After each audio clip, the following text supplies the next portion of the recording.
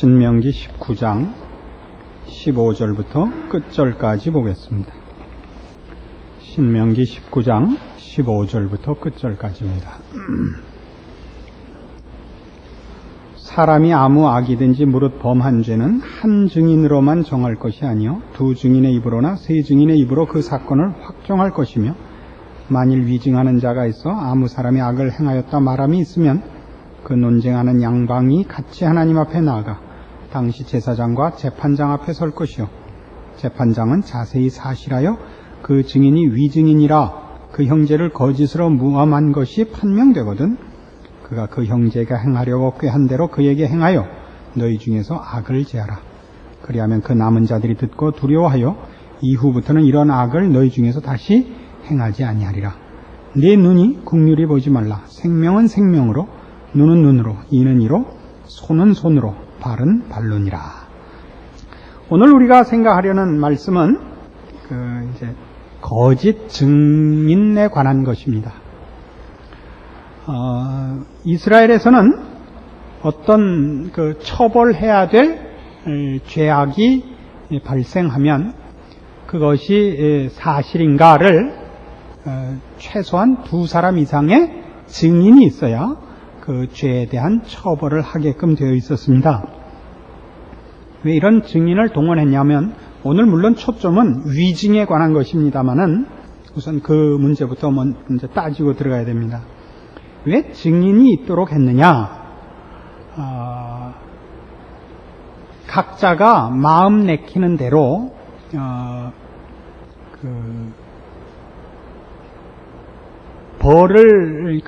처벌을 하지 못하게, 그러니까 복수를 개인적으로 하지 못하게 증인을 동원하여 공권력으로 그 잘못을 처벌하도록 이렇게 한 것입니다.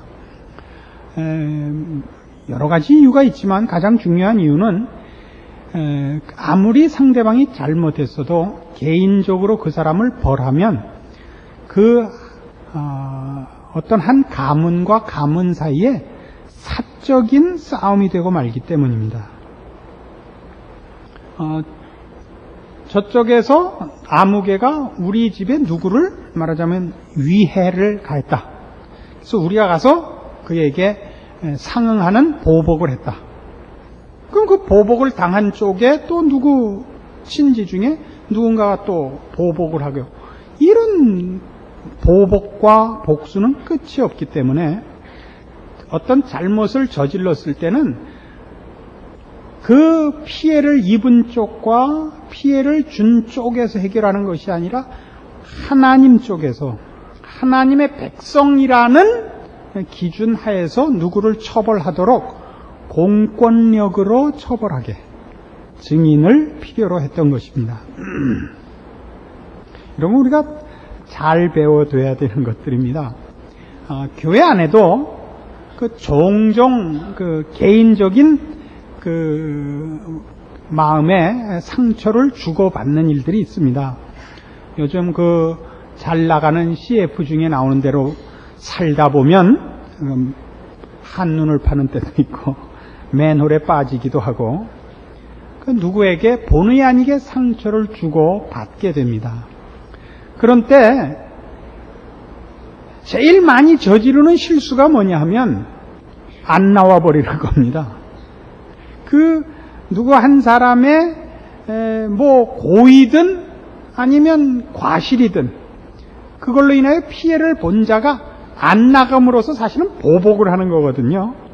이것은 성경이 가르치는 이런 증인을 세우라 하는 뜻을 아직 이해하고 있지 못하기 때문에 생기는 개인적인 보복인 것입니다.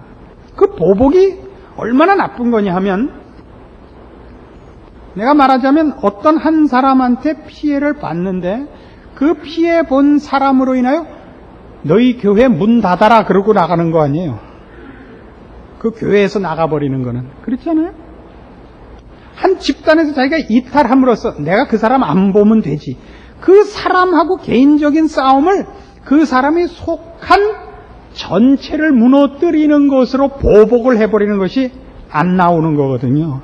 그래서 제가 늘 그런 말씀을 드렸듯이 교회 안에서 무슨 일이 생겼든 안 나오는 방법을 쓰는 데 대해서만은 저는 용서를 잘 안 하기로 했습니다. 안 나온다 그러면 마지막 뭐랄까 보복을 상대방이 가한 셈으로 간주를 하는 것입니다. 제가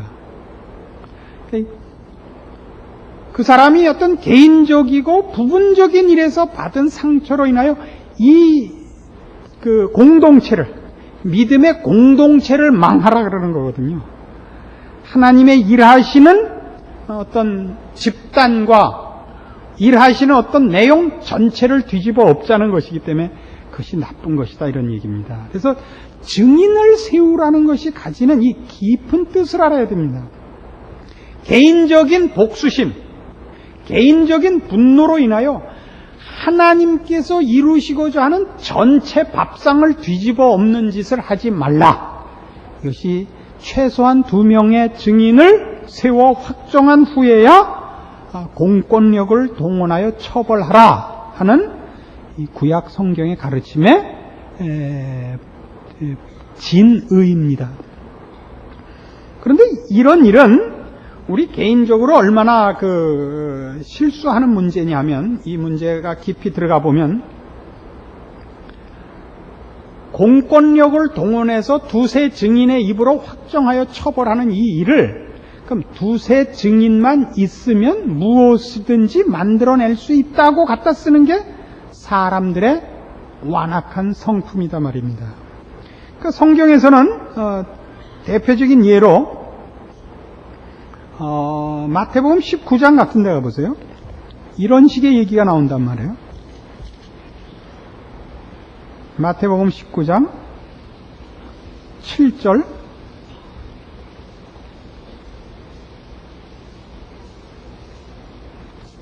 마태복음 19장 7절, 여짜오되 그러하면 어찌하여 모세는 이혼 증서를 주어서 내어버리라 명하였나이까?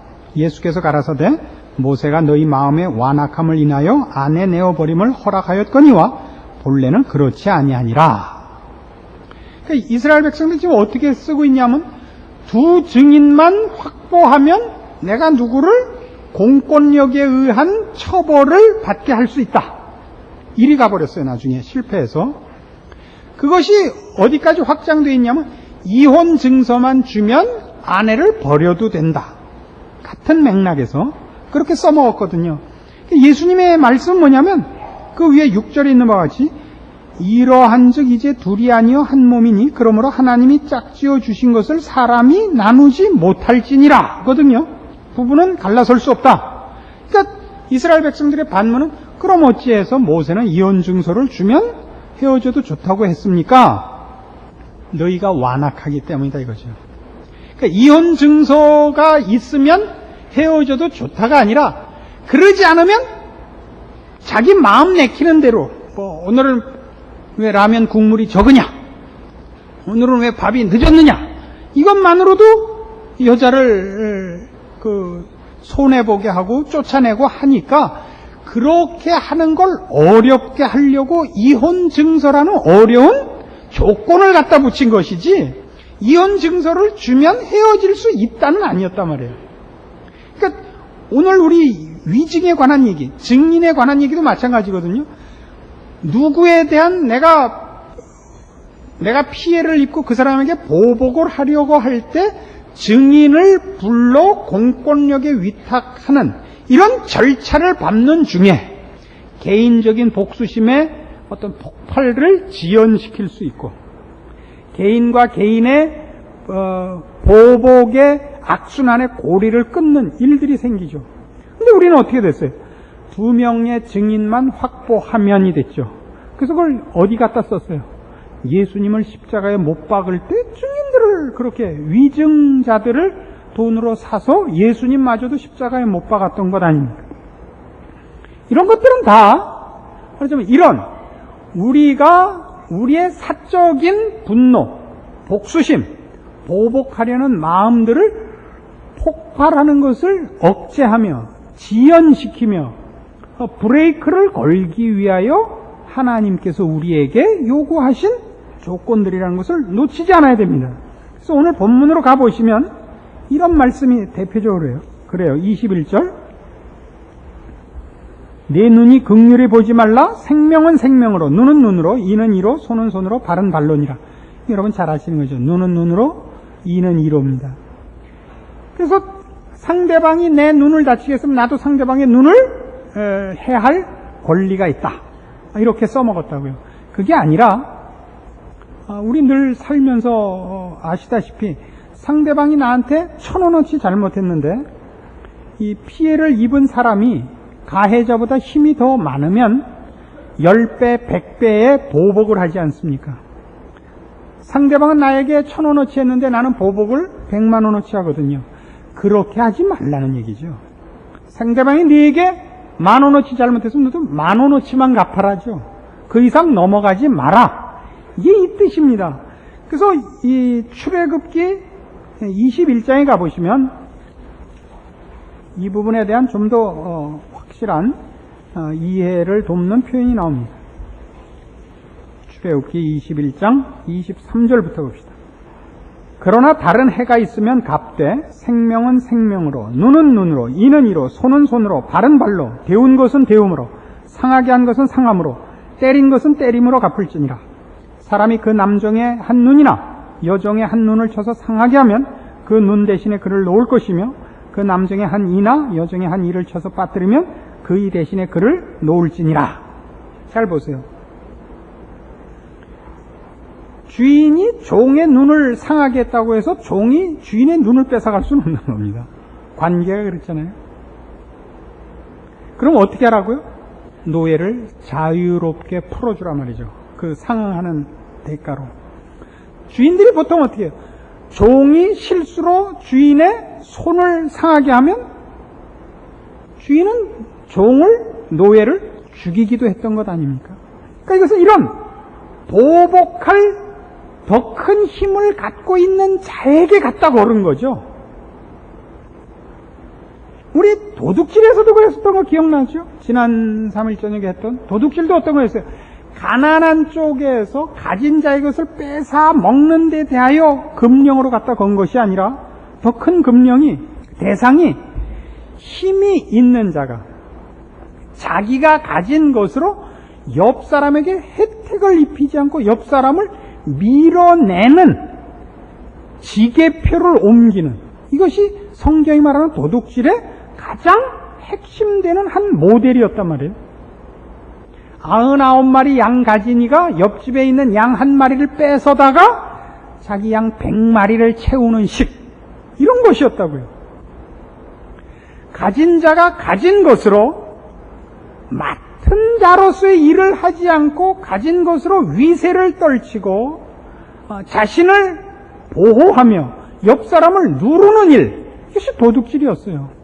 맡은 것으로 하나님 앞에 충성되게 갚지 않는 것, 이게 도둑질이었습니다. 오늘 증인도 마찬가지입니다. 하나님께서 허락한 큰 힘으로 자신을 보호하며 자신의 자존심을 채우며 자신의 보복이나 만족하는 식으로 일하는 것을 막는 장치로서 증인이 동원되고 있다는 것을 놓치지 않아야 됩니다. 이런 그 율법들은 가만히 들여다보면 재미있는 구석이 있습니다. 뭐가 재미있느냐면, 그러니까 근본적으로 대상이 갖고 있는 자인 것입니다. 지금 뭐가 재미있는지 아세요? 우리 모두가 가진 자인 것입니다. 하나님의 백성은 가난한 자가 없다는 뜻입니다. 우리가 가진 자입니다. 우리는 보통 예수를 믿으면서 우리가 가졌다는 것을 놓치는 수가 많습니다. 예수 믿는 사람들이 가졌다고 생각하는 것은 세상적 차원에서 돈, 건강, 재능, 지위, 권세, 이런 것으로만 가졌다고 생각하는데 아니라고요. 우리가 뭘 가졌느냐 하면, 우리가 매면 하늘에서도 매이고 우리가 풀면 하늘에서도 풀리는 자며, 그렇죠? 예수 그리스도의 이름으로 하나님 앞에 아무 때나 나갈 수 있는 자입니다. 우리는 죄를 거부할 수 있고 죄를 꾸짖을 수 있으며 어둠의 빛으로 어둠을 활짝 찢어놓을 수 있는 자들인 것입니다. 우리가 가진 자입니다. 근데 우리가 이것을 가지고 증인을 불러 저 사람들이 이런 식으로 불쌍한 자들이 나에게 가한 위해들, 우리를 모욕하고 우리를 멸시하고 우리를 물리적으로 핍박한 일들에 대하여 증인을 세워 저들을 처단하는 일. 아니, 그러기 전에 먼저 내가 복수심을 발동하여 하나님 쟤네들을 놔두지 마세요. 이런 마음 갖지 말라는 거죠. 이것이야말로 성경에서 중요한 의문거리 중에 하나거든요. 시편 73편에 나오는 식 또는 하박국 선지자의 불평 다 이것 아니었습니까? 왜 의인이 불의한 자들의 악한 행위의 피해자가 되어야만 합니까? 이거였단 말이에요. 이스라엘 백성들의 끝없는 희구사항이 뭐예요? 하나님 빨리 우리의 원한을 풀어주소서란 말이에요.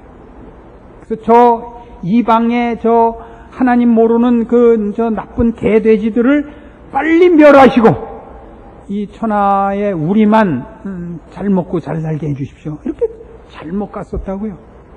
그런 식으로 가지 말라 말이죠. 하나님께서 때가 되어 예수 그리스도로 재판장을 삼아 증인들을 앞세워 저들을 심판하는 날이 올 것입니다. 그때까지 여러분은 개인적인 보복의 마음으로 세상과 여러분 주변에 있는 무지하고 불쌍한 자들 앞에 복수의 칼날을 갈고 있어서는 안 된다는 뜻입니다. 그러나 오늘 우리가 제대로 살펴보려고 하는 것은 증인을 세우는 이 문제보다 그 증인이 위증을 했을 때에 관한 것이 사실은 초점입니다. 오늘 우리 신명기 19장의 본문은 위증에 대해서는 뭐라고 벌이 약속되어 있느냐 하면 19절 그가 그 형제에게 행하려고 꾀한 대로 그에게 행하라 이거예요. 그가 상대방을 그 거짓 증언을 통해서 재산을 뺏으려고 했거든 그 사람의 재산을 뺏고 그를 죽이려고 했으면 그를 죽여라 이겁니다. 위증을 왜 이렇게 크게 취급했을까요? 왜? 우리 앞에서도 살펴본 바와 같이 하나님께서는 우리 개인이 그 보복의 마음이나 복수심으로 자기가 당한 피해를 갚지 못하게 하시고 공권력을 동원하여 그 잘못된 것을 처리하도록 지금 요구하고 있는 것이 증인을 세우시는 이유라고 했습니다. 그것은 다른 의미로 하나님께서 허락한 이 믿음의 공동체를 그 공의로 다스리시며 그 하나님의 공의로운 통치 하에서 올바른 질서를 가지도록 하기 위해서입니다. 이런 걸 잊지 마십시오. 건강한 사회를 만들며 실력 있는 공동체를 만드는 일을 하나님께서 초월적인 방법으로 성령의 은사로 각 사람 마음속에 어떤 신비한 개입으로 그런 사회를 만들어내시는 것이 아니라 하나님의 백성된 자가 자신의 임무를 다하되 그 임무 중에서 이 자기가 몸담고 있는 공동체를 공의가 시행되는 공동체로 만들기 위한 파수꾼 노릇을 하는 것으로 공의가 시행되는 사회를 만드신다는 것입니다. 위증하지 말라 속엔 뭐가 있느냐 하면 입 다물고 있는 것도 해당이 되는 것입니다. 그러니까 정당한 고발이 있어야 되고 고치려는 노력이 있어야 되는 겁니다. 오늘날 개인주의가 팽배한 이 현대 사회에서는 아무도 남의 싸움에 말려들려고 하질 않습니다. 이건 대단히 나쁜 일입니다. 오늘날 교회들은 사회에 대한 발언권을 잃은 지가 오래됐습니다. 왜냐하면 종교적인 가장 원색적인 형태에 있어서만 열심을 내고 인간이 사는 사회의 여러 분야에 걸친 그 모든 분야에서의 기독교인이 가지는 발언권과 책임 있는 파수꾼의 책임을 놓아버렸단 말입니다. 문화, 정치, 사회, 교육, 어느 곳에서도 기독교는 그 힘을 발휘하지 못하고 있습니다. 기독교는 이 사회 불신자들이지만 인간이 가지는 여러 가지 정신 활동 속에 한 분야가 되고 말았어요. 예수를 믿고 하나님의 백성이 되었다는 것이 인간이라는 존재가 생각하고 행동하는 전 분야에 걸쳐서 발언권을 가져야 하는 책임을 놓아버린 것입니다. 그래서 지성적이지 않다, 이런 지적이 있습니다. 종교적이기만 합니다. 그러니까 맹렬하죠.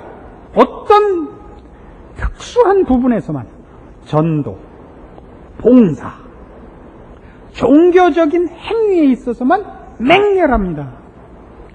힘에 진하게 헌금을 내고 시간을 내고 열심을 내요. 자선 사업을 하고 구제를 하고 기도를 하고 열심을 모읍니다마는 그것이 인간이 만들어내는 모든 정신 세계에서의 모든 모습 속에 기독교인이 가지는 참다운 분별, 모습, 방향, 목표, 본질로서 저들에게 제시해야 될 일들에 대해서는 교회가 생각을 끊어버렸다 이겁니다. 그래서 오늘 아침 신문이었던 것 같은데요. 이런 재미있는 글을 하나 읽었어요. 플라톤이, 옛날 그리스의 철인인 플라톤이 이런 말을 했다 그래요. 정치에 대해서 무관심하면 어떤 벌을 받느냐 하면 자기보다 열등한 사람에게 지배를 받는 벌을 받는데요. 이번에도 다 가서 투표를 하세요. 누구를 찍든 그건 여러분 자유입니다. 누가 되고 누가 안 되고에 대해서는 그건 우리가 말할 것도 아니고 옆 사람을 부추기지도 마십시오. 교회에서는 우리는 그 문제를 다루지 않습니다. 그러나 여러분은 대한민국의 국민으로, 시민으로서 여러분의 책임을 하셔야 됩니다. 난 누가 되든지 몰라. 그러면 열등한 사람의 지배를 받는다고요. 지난번엔 관심을 가지고도 그렇게 됐는데 이번엔 그래도 계속 관심을 가지고 이런 얘기예요. 그러니까 우리가 우리 사회에서 제일 나빠진 게 뭐냐면 소매치기, 도둑놈, 강도, 폭행에 대해서 다 외면하기 시작을 했단 말이에요. 그러니까 아무 데서나 하죠. 지하철 내에서 강도를 하는데 다 못 본 척 했다는 거 아니에요? 그러면 안 되죠. 다 덤벼들어서 두들겨 패야죠. 안 그래요? 우린 다 왜 거기 껴서 내가 손해를 보느냐예요. 우리 길가에 가면 자주 보는 거 있죠. 목격자를 찾습니다. 다 귀찮죠. 가서 진술서 쓰고 하셔야죠. 그럼 우리 꼭 그러죠. 당신이 뭔데 여기 껴갖고 왜 난 못 살게 구냐고. 당신이 잘못했으니까 잘못한 사람이 그 값을 내야죠. 당신 나하고 원한 없죠. 원한 없습니다. 그러니까 당신은 잘못한 사람이, 이 사람은 피해자인데 당신이 우겨갖고 이 사람이 피해를 보게 하는 건 틀린 일이죠. 나도 당신은 왜 당신 일을 하도 네 이렇게 해야죠. 아세요? 하세요. 이게 여기서 말하는 위증에 대한 이런 큰 벌. 위증을 하면 어떻게 하라고요? 그 사람이 상대방을 모함해서 받게 하려고 의도했던 벌을 그 사람에게 주라 말이죠. 그러면 뒤집어 말하면 무슨 얘기가 돼요? 정당한 증언을 하라 말이에요. 사회를 감시하라고요. 책임을 지라고요. 그러니까 교회를 보면 이걸 알 수 있어요. 뭐 사회와 국가까지 안 가고 교회도 대부분의 성도들은 교회 안에 깊이 안 들어오려고 그럽니다. 교회는 깊이 들어오면 골치가 아프다 이거예요. 그 가장 큰 책임 물론 목사에게 있습니다. 목사는 설교를 한다는 것 때문에 오해를 자주 해요. 목사는 선지자와 사도, 선지자나 사도와 다릅니다. 선지자나 사도는 그때까지 없었던 얘기를 하나님께 받아서 이스라엘 백성에게 전했습니다. 그러나 오늘날 목사는 새로운 계시를 받지 않습니다. 허락된 계시를 설명하고 다시 선포하고 다시 여러분에게 권하고 하는 책임을 갖고 있지 여기 없는 얘기를 하는 자가 아닙니다. 왜 이 얘기를 하냐면 독특한 권위가 있지를 않습니다. 그냥 반장입니다. 반장은 그 반의 같은 학생입니다. 선생님이 아닙니다. 그래서 이 목사가 이 성경을 이 사람은 전문적으로 연구하는 사람이고 신자들은 아니니까 그 모르는 얘기 같은 걸 할 수 있죠.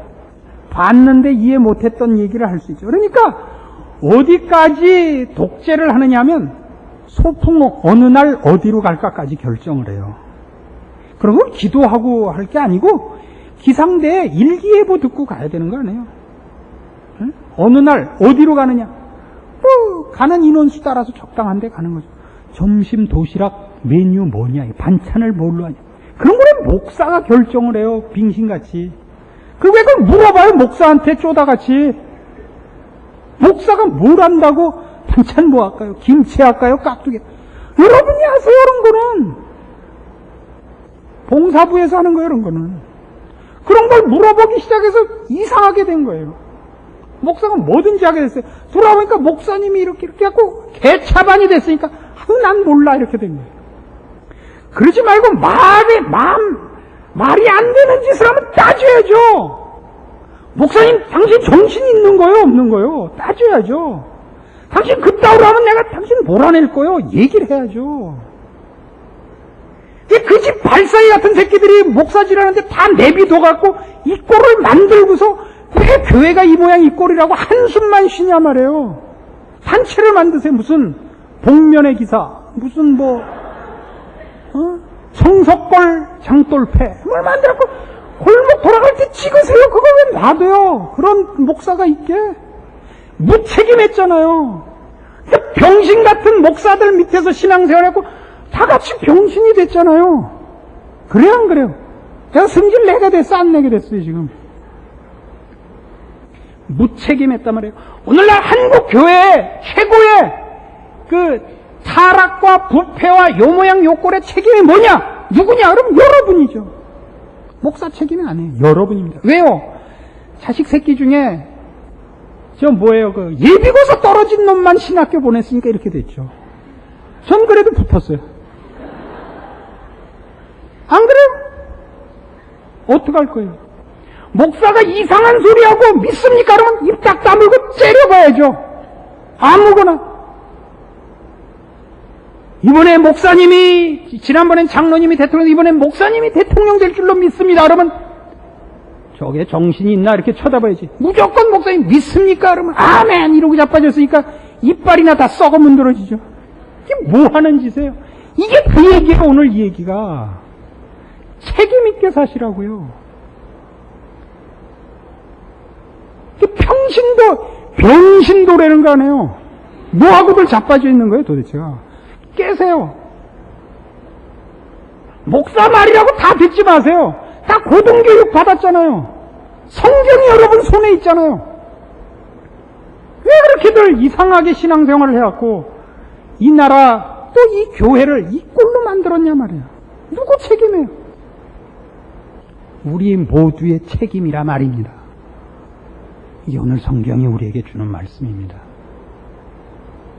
들어오세요, 교회 안에. 이게 무슨 학원 강의 듣듯 하지 마세요. 참 나쁜 짓입니다.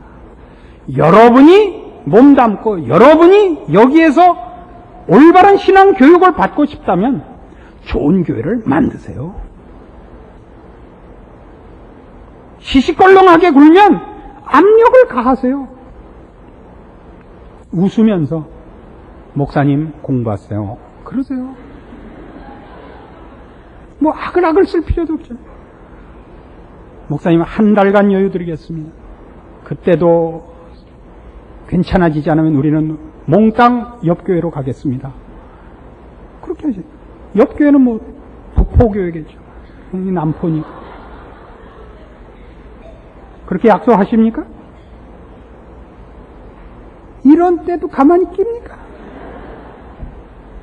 책임 있는 사회인이 된다. 책임 있는 교인이 된다. 책임 있는 그 시대의 하나님의 사람으로서의 소시민이 된다. 아멘. 기도하십시다. 하나님 아버지 은혜를 감사합니다. 우리 모두를 하나님의 사람으로 완성시키기 위하여 하나님께서 일꾼들을 세우신 것과 율법을 주시고 또 복음을 주시고 우리에게 성경을 주신 것을 믿습니다. 우리에게 잘못된 것이 있다면 내 책임입니다. 우리 모두가 왕같은 제사장으로서 이 시대와 사회 앞에 우리가 진 책임을 소홀히 했기 때문에 오늘날 이 꼴이 되었습니다. 다니엘의 회개가 우리에게 있게 하시옵소서.